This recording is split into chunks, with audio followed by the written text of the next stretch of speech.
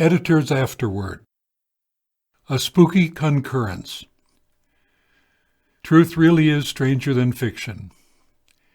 I regularly work as an editor for Hellbound Books, an up-and-coming small press publisher. A few days ago I received a new editing assignment, a book called The Children of Hydesville by Jeff C. Stevenson. I have never met Jeff. I had not even heard of this author before, which is not so unusual in my line of work. I immediately recognized the name Hydesville, where his story is set, and the memory of the Fox sisters' house sprang to mind. It couldn't be the same Hydesville. I mean, what are the odds? There must be a number of towns across America sharing the same name. Writers frequently write about fictitious towns, right?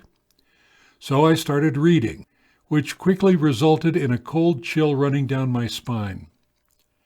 Right in the first paragraph he wrote, "The Fox sisters and their family, however, were very real, as is most, but not all, of what I've included in this story about what occurred in Hydesville in 1848.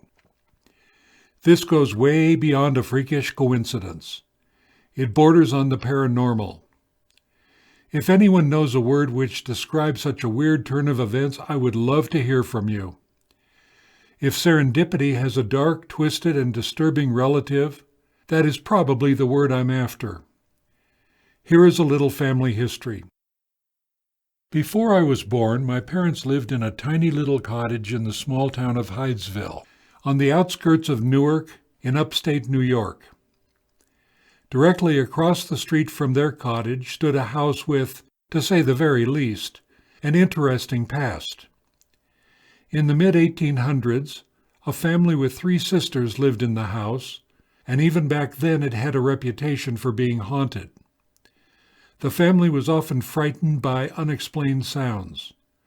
The 3 sisters began claiming to be mediums, and were apparently responsible for the creation of modern spiritualism. Spiritualism is a religious practice based on supposed communication through a medium with the spirits of the dead. A medium is a person who uses their psychic or intuitive abilities to see the past, present, and future by tunneling into the spirit energy surrounding them. In the late 1800s, the Fox sisters confessed to having orchestrated the weird happenings in Hydesville, but the modern spiritualism movement continued to grow nonetheless. In April of 1916, the original Fox house was moved to Lilydale, New York. On September 12, 1955, that house burned to the ground. In 1948, when the original cellar was dug up, some human hair and bones were found. Examination revealed that some of the bones were from a human skull. Later, an exact replica of the original Fox house would be built on the original stone foundation by a man named John. All of this is documented. According to my mother, who was newly married at 19 years of age, John was a recluse. He was also rumored to be a Satanist. She talked of him traveling to another country to bring the body of his late wife back to the house, and having the grounds declared a cemetery so that he could have her buried in his backyard. She talked of visiting his house a few times, and of all the books on the occult she found there. One day John showed up on her doorstep, bearing a cookbook and a jar of honey. He told her to use the recipes in the book and to cook with the honey, or her child would be born with bad blood. My mother was taken aback. Although she was pregnant, she had told no one, not even my father. Still, she paid little mind to the ramblings of an old, very odd man and ignored his advice. I was born prematurely and with jaundice, which required me to have a complete blood transfusion shortly after birth. So that was how I got my start in life. The house burned beyond repair in 1983, and John was in the process of rebuilding when he passed on. The house stood, sorta, vacant. It was the talk of late-night slumber parties where we would try to scare each other. We would each in turn tell stories about seeing flickering lights in the windows and hearing noises we couldn't explain. When I was about 15, a friend and I got up the nerve to go into the house. I remember my heart beating out of my chest as we giggled like we were insane. Everywhere around us there were books strewn all over the floor. Books on the occult and Satanism. They were charred.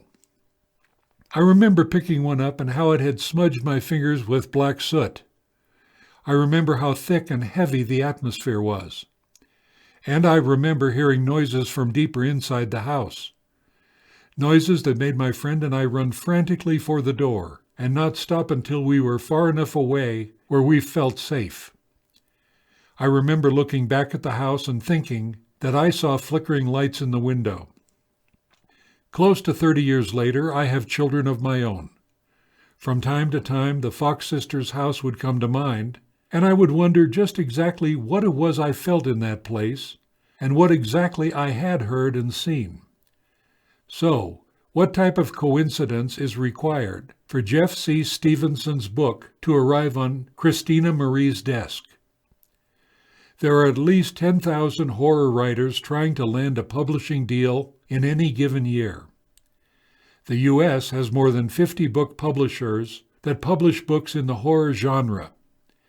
There are several editors who work for Hellbound, and yet this story managed to find its way to me. Weird, right?